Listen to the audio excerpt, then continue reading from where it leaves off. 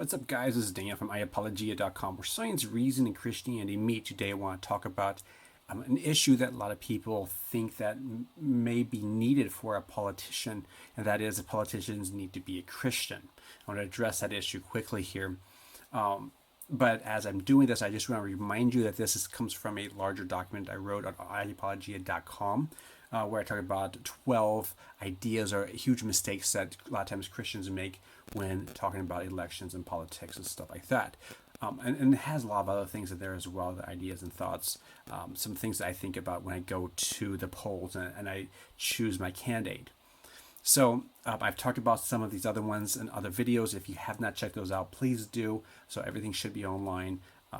Hopefully by the time this one is uploaded. Do check that out. Also, if you would like to support this channel, the best thing you can do is like this video, subscribe to this channel, comment below. Anything you say is good. If you have negative, positive, feel free to tell me what your thoughts are. If you want to help support this channel in another way, it's even more powerful, is start sharing this like crazy on social media and groups and on pages. If you don't have a page, feel free to share on there, your personal account, share on Twitter, Parler, MeWe, whatever you use. Please share it. That's the biggest thing that can help me with this channel and helps get this content in front of more people's eyes to help them out. Without further ado, let's jump into this topic. The politician needs to be a Christian. Strangely, some think political leaders must be Christian. Setting aside the debate whether or not believers should even hold public office, the New Testament obviously doesn't teach this. The Ante-Nicene Church Fathers didn't teach this either. They steer clear of secular power, for example's Origin.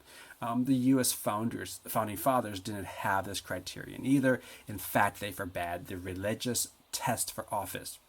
Read Article 6, Clause 3. While they demanded cultural Christianity and a Christian worldview, they never demanded one to be a Christian. Benjamin Franklin, Thomas Jefferson, and George Washington had a cultural Christian worldview and values, and all believed in God at some level, but most wouldn't call them orthodox.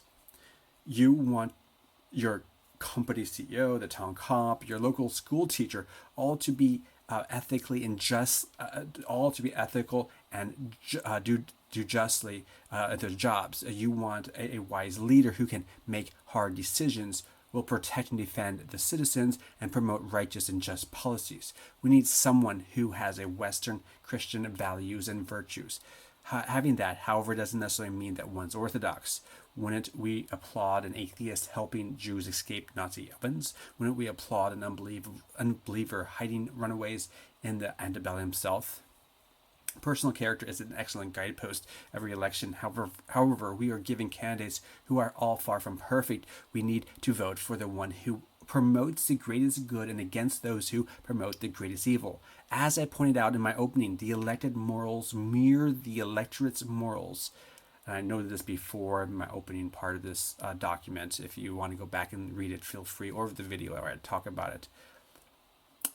If we want a leaders of character, we need to be people of character. We need to hold each other accountable. We need to disciple new believers, and we need to train our children. We need to be less concerned about prosperity, happiness, and self, and more about our families, marriages, and children. Let's focus on the lives of ourselves, of our families, our church, and our local community. Lastly, as Christians, most of us will never be in positions of power. That's fine. In his book, The Embarrassed Believer, Hugh Hewitt tells of a friend who was running for office, and he asked him, "Why are you doing that?" If you want to be famous or powerful, no one will remember you in 3 centuries. Even if you're a president, you will be just a blip in most history books. If you want to make an impact, find something that is meaningful. And if that thing brings wealth, power, and prestige, great, but those things should never be your end goal. Instead of running for office, why not run a prison ministry, or run a hospital, or run an overseas orphanage? Better yet, why not just do something as mundane as raising and training a large, godly family and be impactful Christian at your workplace? All right, so that's covers that topic. If you enjoyed this, feel free to like, subscribe, comment below, helps drive views. Also, check out this document at iapologia.com. I have a link down below. With that, go out, give your world Christ.